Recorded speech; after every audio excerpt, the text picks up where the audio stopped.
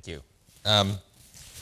So I think there's a lot of things that we can cover, but I think one of the things that might be kind of interesting, since you all work with the medical community at some level, I'd be curious on each of your sort of interactions with researchers. Well, let me rephrase it. So I think if you look at biology and biologists, and you look at the integration of computation into biology, and so for instance, just if I look at my own institute at MIT, you see in things like genetic engineering or synthetic biology, you see a lot of the labs are now full of computer scientists. And there's definitely a different culture between engineers and biologists and computer scientists and biologists. And I think all of us here are probably more from the computer sciencey camp. And so one is kind of I think biologists and traditional researchers in this space, and we probably think about things in a slightly different way. And there's also, as the role of the researcher changes, so there's some training that you've had that may become less relevant, and there may be training that becomes more important. And I'd be curious on how, one, if you've had, what your experience has been in working with some of the researchers who are having to learn this new stuff, and how you see the role of the researcher and the scientist maybe changing in this field. I don't know who wants to start. I mean, maybe you feel like you've been working the closest with practitioners. Sure. So I think in terms of the role and the skills, I think that the clinicians I work with have a very healthy dose of skepticism when it comes to normal experimental design. They're very good at pointing out, well, maybe there was some confound you didn't think of. Did you match for this or control for that? And I think working with AIs takes that to a new level. You have to really think about the ways in which the AIs can screw up, the ways in which the algorithms can mess up. And kind of like those pictures that you showed are completely unintuitive. And I think maybe in terms of skill set, like just learning how to be skeptical in the appropriate ways is maybe a useful thing to know. So there's an assumption in the way you ask the question, which is the way that computer scientists and engineers think about things is going to be a big help to biologists. and I think in certain ways it's dangerous. So I think it's become kind of the fad to imagine biology as machines. Certainly now that we have the ability to manipulate them and design them, it's very easy to draw up a diagram like the one you did, and it sort of vaguely looks like it's a circuit diagram. And I think it's easy to fool yourself into thinking that it is like a circuit diagram, but actually it's not. Those links don't, I mean, as you well know, and as any biologist well knows, those components are not really components in the same sense that, say, a piece of electronics has components. They're not designed to have a certain input-output behavior that's very isolated. So, in digital electronics, an AND gate is made to very precisely take anything that looks like a 1 and anything that looks like a 1 and produce a 1. And a 0, it divides the world very neatly into 1s and 0s, and anything that drifts away from it a little bit, it pushes it back to being either a 1 or a 0. It's either on or off. And that means that that digital idea means that you can have fantastically long chains of reasoning and logic, cause and effect, that literally go over the millions of steps in those chains. And so there's a kind of thing, an awful lot of computer science is thinking about those long chains of reasoning and ways of thinking about those long chains of reasoning and so on. And obviously, biology is not like that. If you really drew all the influences, every one of those units was influencing every other one to different degrees. We're trying to look for the primary reasons of, and in some sense, these cause and effect stories that we have may actually be too simple to be the tool to really explain biological systems. So we may be kind of fooling ourselves into that in the hopes that we can kind of draw the circuit diagram of a cell and do anything useful with it. So that's one direction that I worry about it being a problem. Another direction I worry about being a problem is things like automatic hypothesis generation and so on.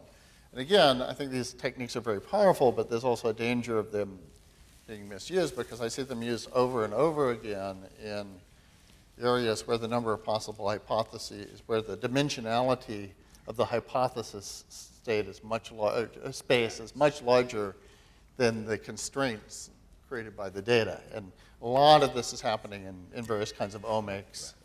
You see of proteomics or genomics or,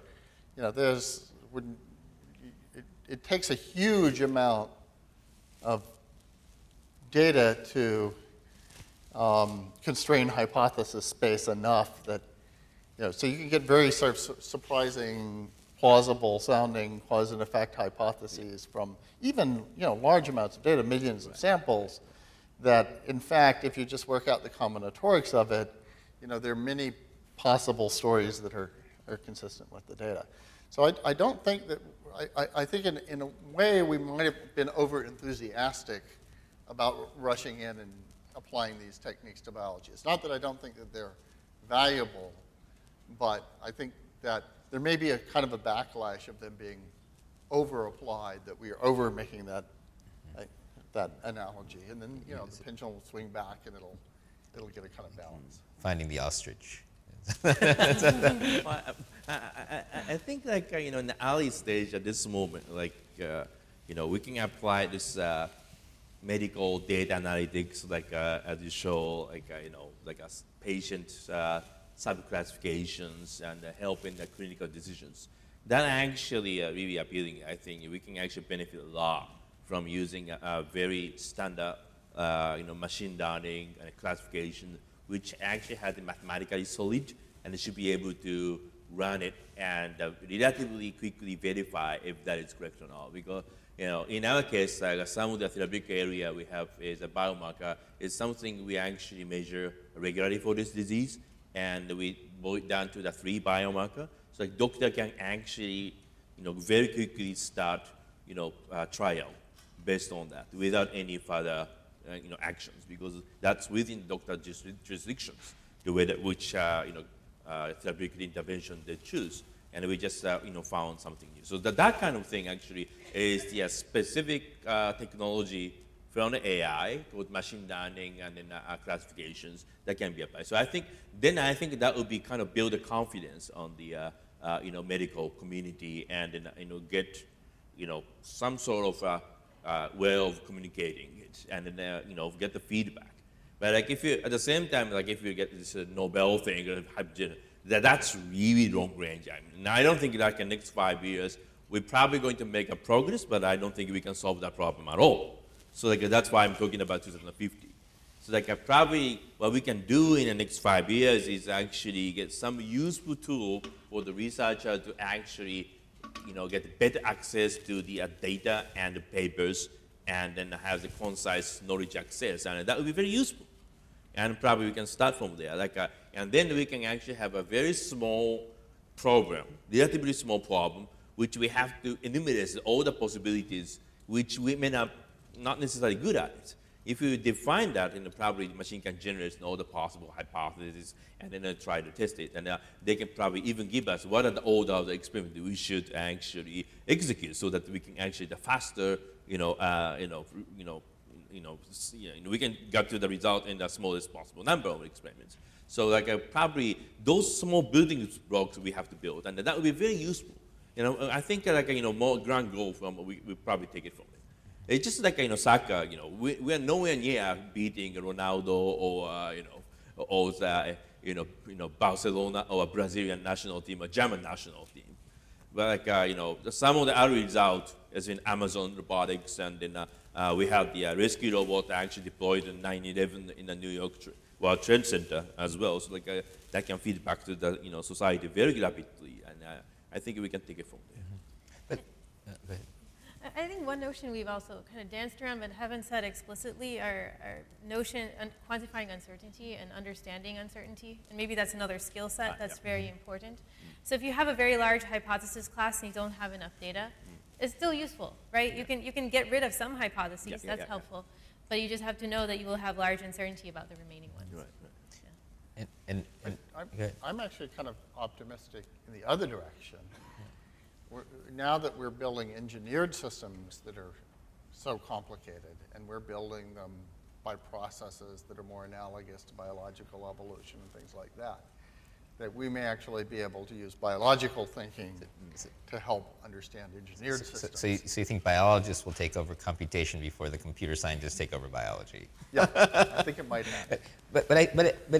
So let's not maybe categorize, but let's maybe come back to this question, because I do think that the tools that you use and the microscope settings that you use and the way you think about hypotheses, the kind of data that you have access to, a lot of the things are changing.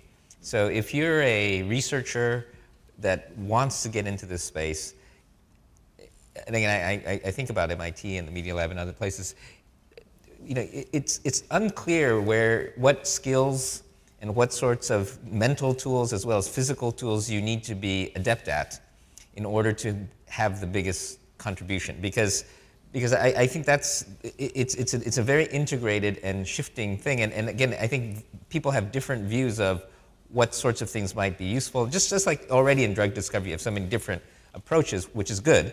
But I think what we're throwing in here, whether they work exactly like we want them to or not, are a whole new set of tools with a different set of, and maybe the metaphor I will use is, you know, we showed that the computers can beat humans in chess, but it turns out advanced chess, which is a combination of humans and computers, beats both humans and computers. So I think the future of research is going to be a very integrated approach, where you're going to get the computer to do what the computer is good at and get the human to do what humans are good at.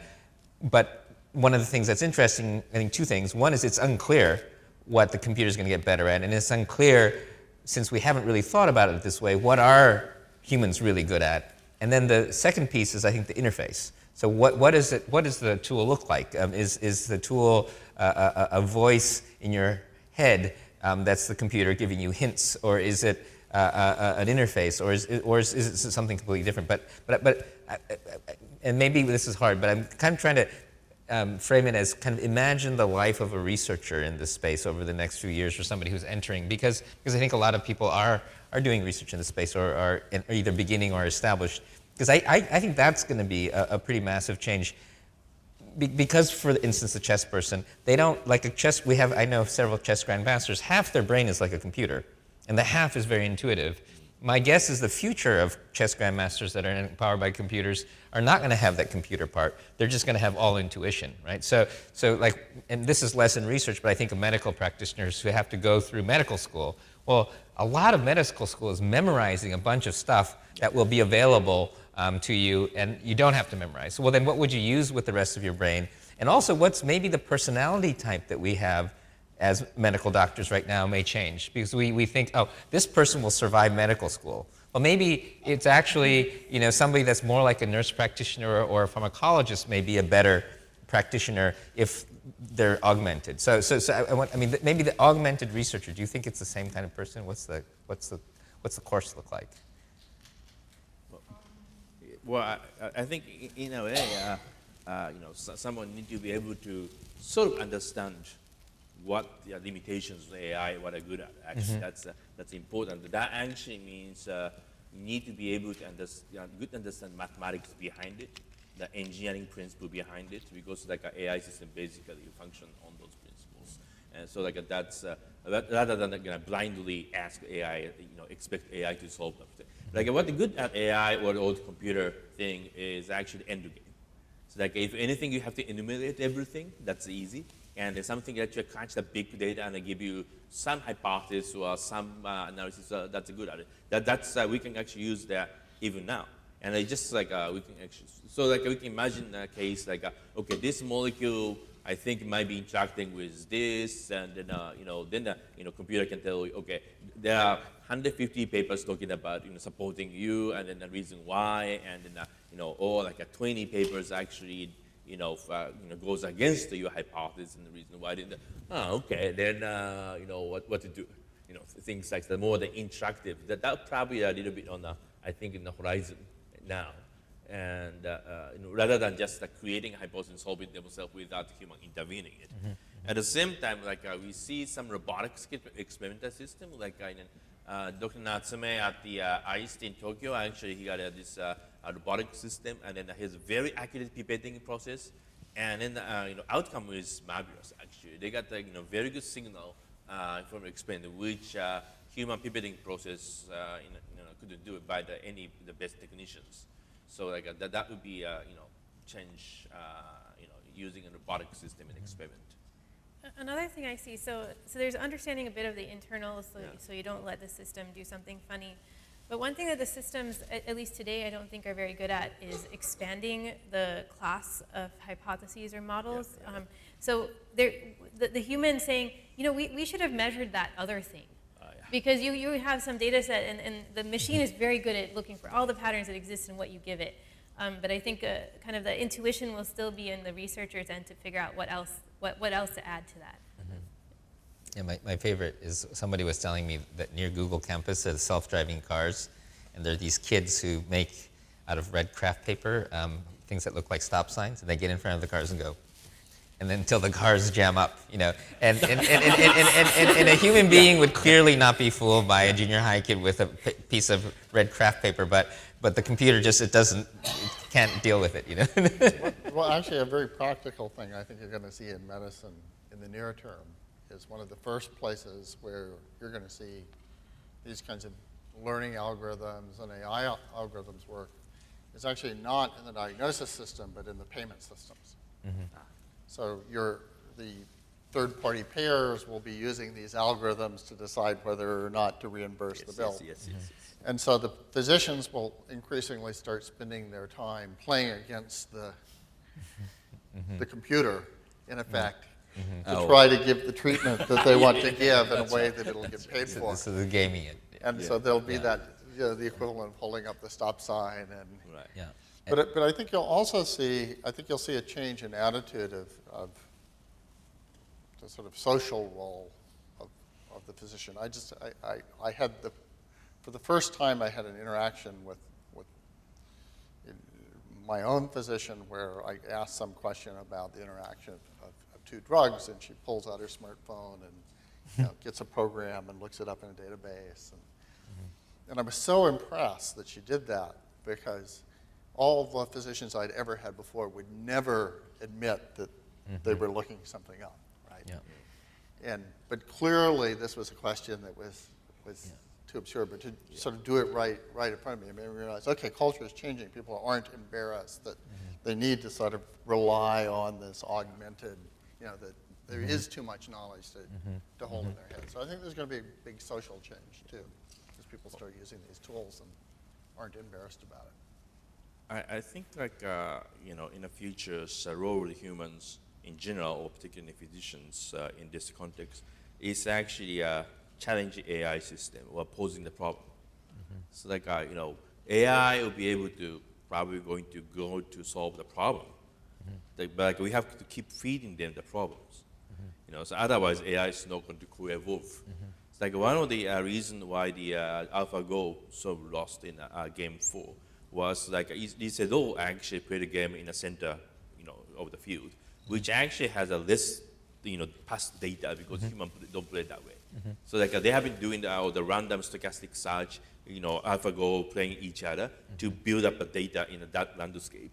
And so if we can actually keep feeding unusual cases, or keep causing the problem for the AI to solve, otherwise AI is not going to grow. So in a physician's wise, if a physician notices this is a rare cases, or it looks like a normal case, but there are some specific deviation, you need to be very careful. I think it's important for physician to actually go for the deep measurement of this individual and feed into the system, so that AI will going to have a better landscape in case the other patients like these rare cases came in. Otherwise, AI might miss, because AI will learn based on the frequency of the cases. So like, having those, rare incidents will be very important. I think it's kind of like, I'll use Star Trek, because Yeah. because some doctors in a study that's unpublished, I saw doctors were consistently overruling the artificial intelligence, but they were wrong 70% of the time. So and they didn't publish it because they don't want doctors to get scared. But I think that's kind of what the real story is I think AIs are good at certain things. They're like Spock or Data. Yeah. And I think the future is not about man against AI. I think doctors need to get comfortable with the fact that a certain category of things, this Spock will be smarter than you. But there's a whole other set of stuff that Spock is not going to be good. And I think it's kind of like thinking about having another team player who's slightly different, data-oriented, and just say, hey, this is a machine. Of course they're better than me at this. But this is what, and I think that's the literacy and again, the tricky part's kind of a moving target because it's getting smarter in certain ways, it's getting more integrated. And the interesting thing, again, with this unpublished study was that the nurses were much more adaptable to having somebody say, a machine say, hey, have you thought about this? Because doctors tend to say, of course I have, versus, let me try. So I think that the experimental nature and the adaptability is going to be important, especially during the beginning, or maybe forever, because the change is happening, and you don't want to say, I spent all these years studying this thing, and now machine's taking that over. But in fact, I think it's already kind of a myth that the decision gets made entirely within the doctor. Anyway. So the hospital has its best practices, and the insurance company has its payment methods, and that. And also doctors are very used to referring certain issues to specialists, or and so of course the radiologist is better at But even that, to your point, scan, I think a lot of the interesting projects that I've seen on medical records and data around that is starting to see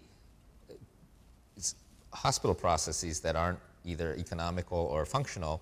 And I think one of the things that will happen in pharma is that a lot of these sort of very high margin businesses will start to disappear, because right now you have insurance companies who don't really care about the cost, just passing it on. But as people start to self-insure, and you have Medicare, and they start actually looking at the effectiveness of their therapies, there's going to be pressure to sort of clean up the act. And I think I find I won't beat up hospitals because they have a whole bunch of stuff going on, but the protocols are not as nimble as they could be if they had more external data and pressure, I think, and that I feel like is going to change as well.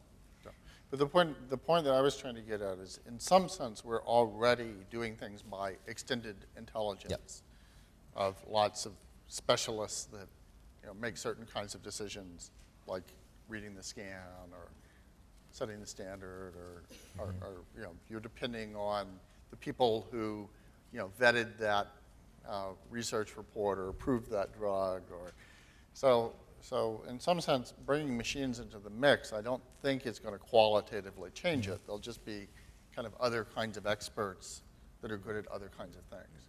And one thing perhaps, so we've spent some time talking about what the doctors need to do. They need to learn this, they need to learn that, need to be more adaptable. But I do think our interfaces also could use a lot of improvement, because one thing that's different with the radiologists, you can talk to them, and they talk to you like a person, because they are a person.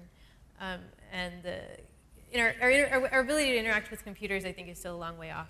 Although we have some interesting research in our lab with Cynthia Brazil. She's brought huggable robots into hospitals. And it turns out kids will talk to a robot about things they would never talk to a human, because they're not being judged. And so it seems counterintuitive, but as you think about it, you kind of realize how that works. And also the computer's always there, and always available, and always patient. And so it is kind of interesting. And it's a furry, huggable interface, which makes a big difference. So I think, in some cases you want a compassionate, feeling human being to talk to you. And it probably depends on kind of what demographic you're in as well. But like a kid who's used to playing with stuffed animals loves the stuffed animal, to ask them, how are they feeling? So. But the other reason to talk, and this is sort of what I was trying to say about the storytelling, is it's one thing to have something to say, okay, you have this diagnosis. It's completely different. Well, explain to me why you came to that conclusion. And so, as you point out, you can with the radiologist, you can say, well, why do you think you see a stroke there? What's, and the radiologist can explain, even though, now the radiologist actually may be making up that story afterwards. It may actually not be the reason. And there's a lot of evidence to believe that, when we try to internalize and make up a story why we came to a conclusion, it's not really the way we came to the conclusion. The radiologist may have done a fast-thinking pattern recognition, but then, when pressed, can make up a plausible-sounding story. Yeah.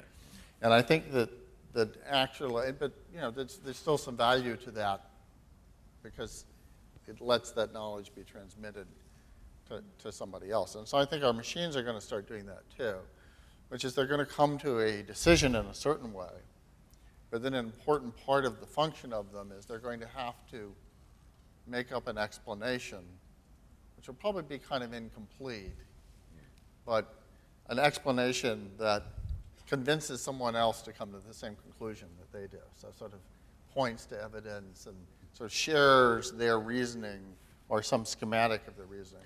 And I think that will be important to get people to start trusting them and using them. I think that's interesting, that the fact that people might actually talk to the machine, things that we won't talk to the humans. Like doctors, if they are unconfident on some of the diagnoses they're about to make, he may hesitate to ask for his colleague, but I may be able to just talk to the AI system, what is this? I don't get this. And I gotta get got the more confirmed evidence on if his observation is true or not.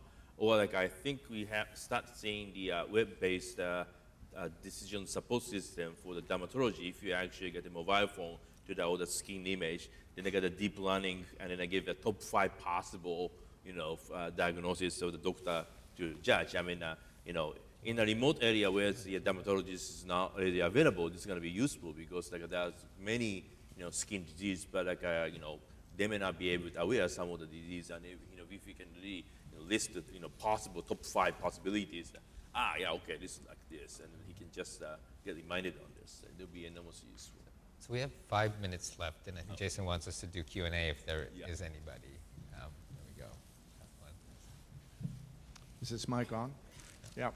Well, one thing that computers are very good for now is crunching data, obviously, and beyond and before AI. Basically, the Germans, I think, 2 months ago came out with a study where they analyzed all the records and found a correlation, obviously based on the computer analysis of their data, that there's a correlation between use of proton pump inhibitors like Nexium and Prilosec, which probably 10% of our country uses, with Alzheimer's disease and cognitive impairment.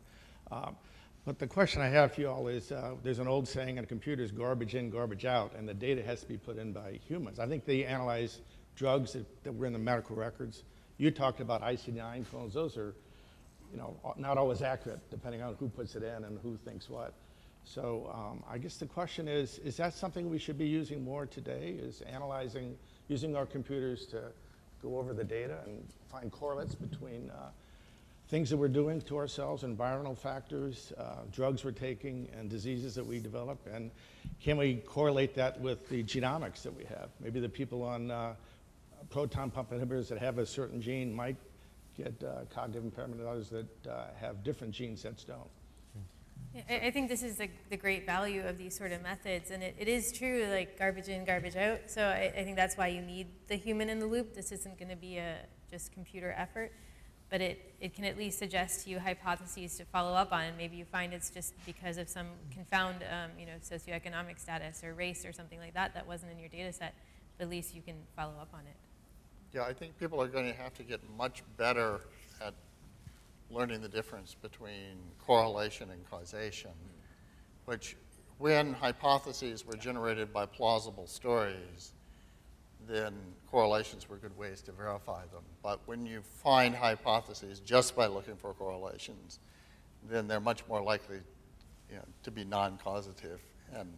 And so I think we're going to see many more examples of people doing kind of data mining efforts as we get more data. Well, they'll find these remarkable correlations that, then once they're actually tested, just won't hold up. That was a pretty good comment, and it kind of leads into my next question. Been puzzled for a long time about the relative merits of neural networks versus vector support machines for deep learning. And people keep telling me that neural networks win every time is much better, but it's very difficult for me to understand how neural networks work or how they obtain their results for example, debugging or traceability purposes. And why this is important, I give kind of an analogy. In genome-wide association studies, for example, one often explores many different hypotheses, maybe thousands in parallel. And if you're exploring enough different hypotheses in parallel, you're very likely to find that one of them is indicated by the data, like matching something with lots and lots of parameters. And in medicine, especially in medical diagnosis, you often have big consequences if you're wrong, because you may be recommending an intervention with potential side effects or other risks. So I'm wondering that until you can find traceability and explanations for how you got there, maybe AI in medicine might be better giving advice of which diagnostics to run or what potential hypotheses to explore further, as opposed to giving people the impression, like an oracle, that this is the final answer of the cause of something that might trigger some further action. Also, can you give some insight into how one can find traceability and debugging capability in Bayesian searches and neural networks? Yeah, this is essentially the overfitting problem of that. I mean, neural networks do have huge numbers of parameters, and it is possible, even with very large numbers of examples, to have settings of those parameters that explain the data, but there's not any guarantee that they'll generalize. And so, in some sense, the more your ratio of parameters to data gets out of whack, the more danger you have of these kind of overfitting problems. And so there's a tremendous potential for that, and I don't think, we often operate in the bounds where we're not on good theoretical grounds to say that the generalizations are valid.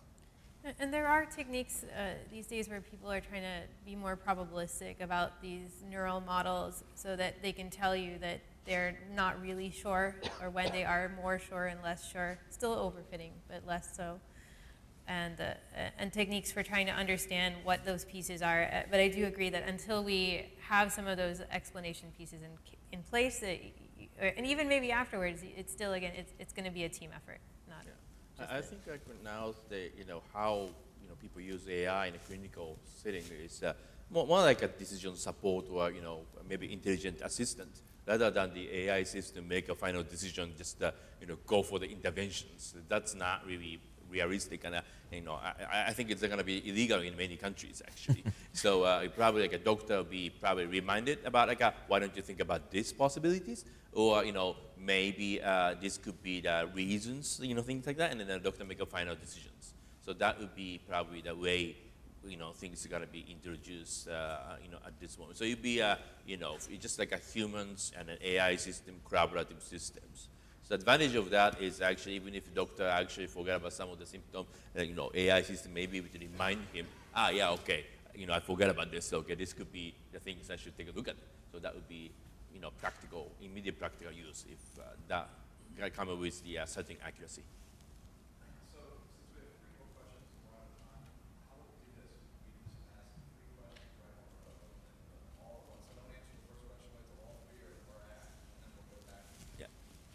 So my question, I'm going to be very brief. So one of the big challenges, it seems to me, is in genomics is the degree of novel and rare variants that we see. That if you look at, for example, the computational protein analysis, you'll get basically a magic 8 ball that says probably benign, try again later.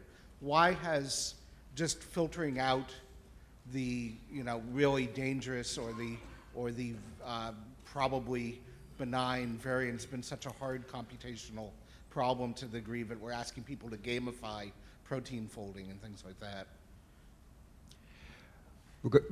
Partly going back to some of the stuff about original scientific thought on the part of computers, what about the possibility of AI in medicine recognizing a previously a medical condition that previously hadn't been encountered, say if some bacteria or virus mutates, or if there's some accidental health hazard that's now a concern due to some activity by humans?